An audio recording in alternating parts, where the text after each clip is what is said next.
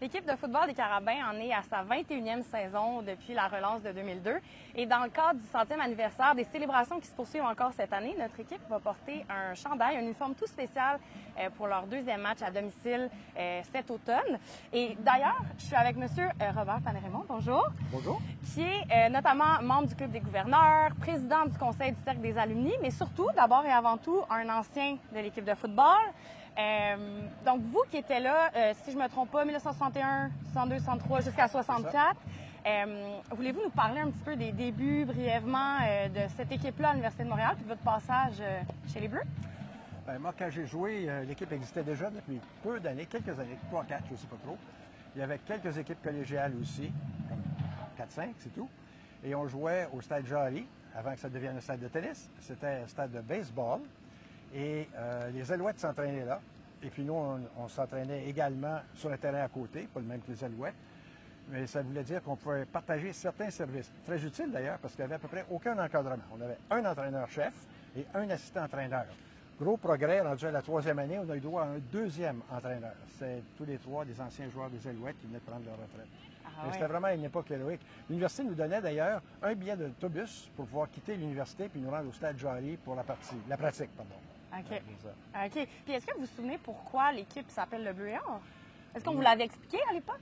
Ah oui, on n'a pas besoin de nous l'expliquer parce qu'à ce moment-là, tout ce qui se faisait à l'université s'appelait Bleu et Or. Il y avait un album annuel qui s'appelait l'album Bleu et Or fait par les étudiants. Il y avait une revue musicale, parodie, politique, satire, etc., qui s'appelait la revue Bleu et Or.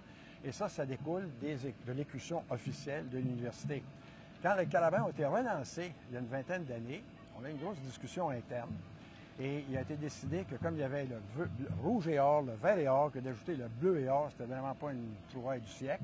Et on a plutôt opté pour enlever la couleur dorée au profit du noir. Alors les uniformes des Carabins ont toujours du bleu, du noir et du blanc, bien sûr. OK. Vous qui avez été dans les débuts de l'équipe, qui est maintenant encore très proche de l'équipe, quelles sont les différences que vous êtes capable d'observer entre le football d'hier et le football d'aujourd'hui, principalement? C'est le jour et la nuit. Quand je suis arrivé à mon premier camp d'entraînement des Carabins, j'étais relativement en forme, mais je n'avais jamais mis un uniforme complet de ma vie. Aujourd'hui, évidemment, les joueurs qui arrivent au premier camp d'entraînement des Carabins, on joue depuis, je ne sais pas moi, 10-15 ans, au football organisé et tout et tout. Ouais. Je viens de le dire tantôt, on avait 3 entraîneurs au total. Il y en a une quinzaine aujourd'hui, des entraîneurs de position. J'étais très en forme parce que j'avais passé l'été à partager des canots dans un parc provincial. Mais aujourd'hui, les joueurs s'entraînent avec un programme spécifique de conditionnement de poids et haltères pour chacun d'entre eux et la sophistication du jeu. À la défense, où je jouais, on avait 2 stratégies, homme à homme ou zone.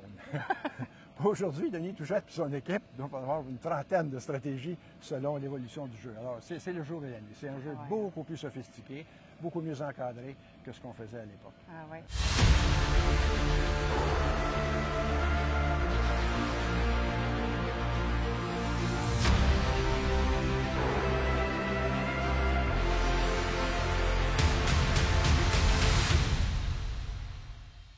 Alors, le voici. Oh boy. Le voilà. Wow. Il est très, très beau. C'est oui. Avec là, un petit logo brodé. Oui, juste ça, même si ce n'était pas le logo de l'époque. Non. Puis, 23, magnifique. Oh, il est super. Qu'est-ce que ça vous a fait de revoir ça? Cet uniforme-là modernisé, on va dire? Oui. C'est très touchant parce que ça rappelle évidemment d'excellents souvenirs.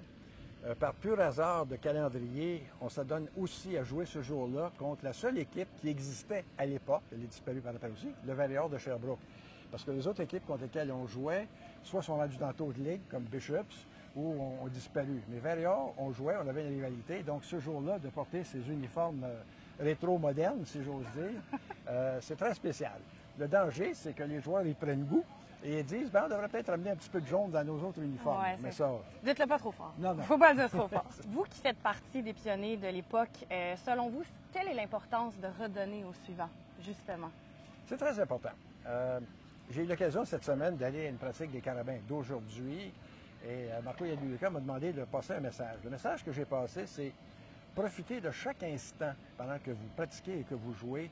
C'est parmi les meilleurs souvenirs que vous allez avoir de toute votre vie. Vous êtes des chanceux de pouvoir faire ça. Comme nous, on a été très chanceux à l'époque de le faire. Et une fois que ça a bien fonctionné dans la vie, bien, je pense qu'il nous appartient maintenant de donner aux suivants aussi. La vie est ainsi faite. Nos parents nous ont aidés, nous, on aide nos enfants. Alors, les pionniers comme nous, bien, c'est notre tour maintenant de donner. On a été aidés dans le temps. Maintenant, c'est à nous de le faire pour les suivants, pour les gens qui sont à l'université ou qui vont y arriver dans quelques années. Ouais, qui reprennent le flambeau. Qui reprennent le flambeau, absolument. Un gros merci. Plaisir. Bonne saison, puis on se revoit le 23 septembre.